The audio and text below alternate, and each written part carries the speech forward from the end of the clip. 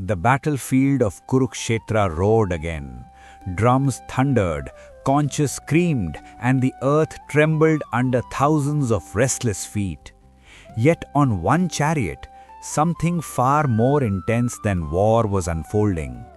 Arjuna stood beside Krishna, his heart steady now, his fear quiet. He had learnt of the universe's birth and return, of cycles beyond time. But as he looked at the opposing army, faces twisted with pride, hunger for power, blind confidence, a troubling question arose. "Krishna," Arjuna said slowly, his eyes scanning the battlefield, "if you are the origin of everything, if you sustain all beings, then why do so many fail to see you?" Krishna did not turn away from the reins. Instead, his smile faded, not into anger, but into something deeper, compassion mixed with truth. "Because, Arjuna," he said, "not all eyes wish to see." Arjuna frowned. "Some people," Krishna continued, "look at me and see only a man. They mock, they doubt, they dismiss, they do not recognize my supreme nature." Arjuna felt a chill. "You mean," he said, "even when truth stands before them, they reject it?" "Yes," Krishna replied, "they judge by appearances alone." Krishna's voice grew firm. "Such people are driven by demoniac tendencies, arrogance, ignorance, and false pride. They believe the body is everything, power is everything, pleasure is everything." Arjuna watched warriors laugh loudly, boast, insult the enemy. "They think," Krishna said, "that life has no higher purpose, that morality is weakness, that compassion is foolishness." Arjuna clenched his fist. "And their destiny?" he asked. Krishna answered without hesitation. "They fall into darkness, again and again." The words struck like a blade. Not punishment, direction. Krishna's gaze swept across the battlefield. "Such men," he said, "live in illusion. They are consumed by desires that can never be satisfied." Arjuna listened intently. "They chase power," Krishna continued, "yet fear losing it. They chase pleasure, yet remain empty. Their lives are loud, but hollow."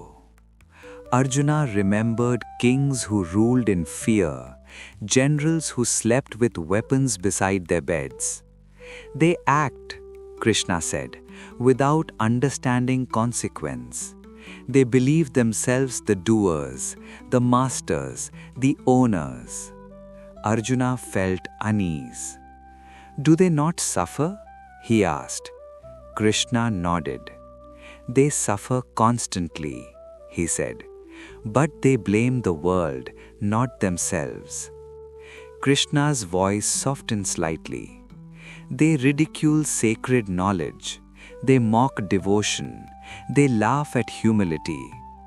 Arjuna's heart tightened. "So their ignorance," he said, "is not innocent?" "No," Krishna replied, "it is chosen." Krishna leaned closer. When ego becomes identity, wisdom is rejected. When desire becomes law, righteousness disappears. The battlefield felt darker. "These men," Krishna said, "are reborn again and again into delusion until they learn or exhaust themselves." Arjuna swallowed hard. "Is there no hope for them?" he asked. Krishna looked at him steadily. "There is always hope," he said, "but only when arrogance breaks." Krishna's tone shifted. Light entered his voice. "But know this, Arjuna," he said, "there are others, very different." Arjuna lifted his gaze. "Men of divine nature," Krishna continued, "recognize me as the eternal source of all." Arjuna felt warmth spread through his chest. "They do not mock," Krishna said. They do not dismiss, they bow, not out of fear, but out of understanding. Arjuna pictured sages, ascetics, silent devotees. They know, Krishna continued, that this world is temporary, but truth is eternal. Arjuna nodded. They act without selfish desire, Krishna said. They speak without cruelty. They live without deception. A quiet awe settled over Arjuna. They are not weak, Krishna said firmly. They are fearless. Arjuna's eyes widened. They may lose kingdoms, Krishna continued, but never lose themselves.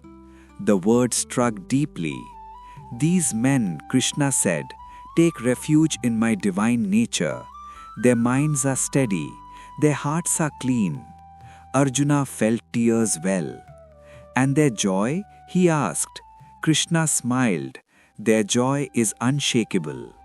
Krishna raised his hand slightly. Men of divine nature, he said, express their devotion in different ways.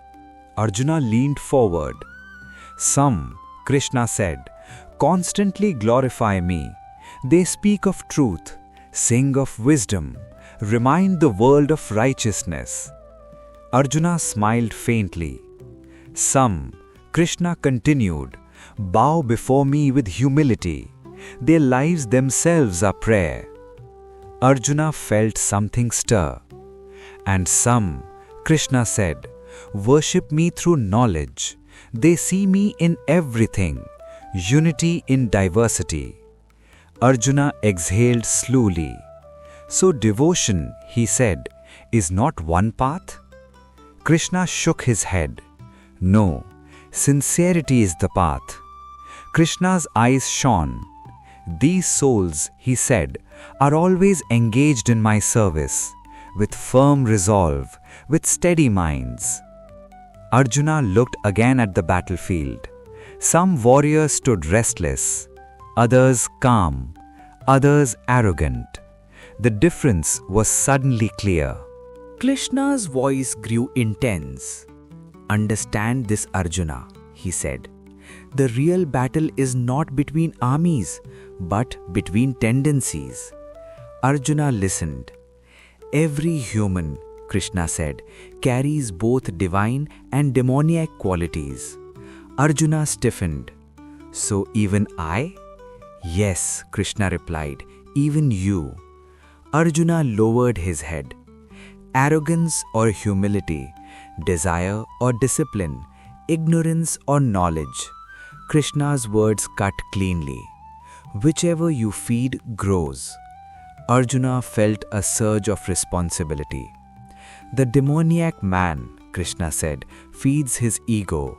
The divine man feeds his awareness. The battlefield blurred. So choice, Arjuna said slowly, shapes destiny. Krishna nodded, moment by moment. A deep silence followed. Krishna broke it gently. You are not born divine or demoniac, he said. You become. Arjuna felt both fear and hope. The conches blew louder. The war was seconds away. Arjuna lifted Gandiva, but his heart was calm, clear. Krishna, he said, voice steady. I see now. The world is divided not by sides, but by qualities. Krishna smiled. Choose awareness, he said. Choose devotion. Choose truth.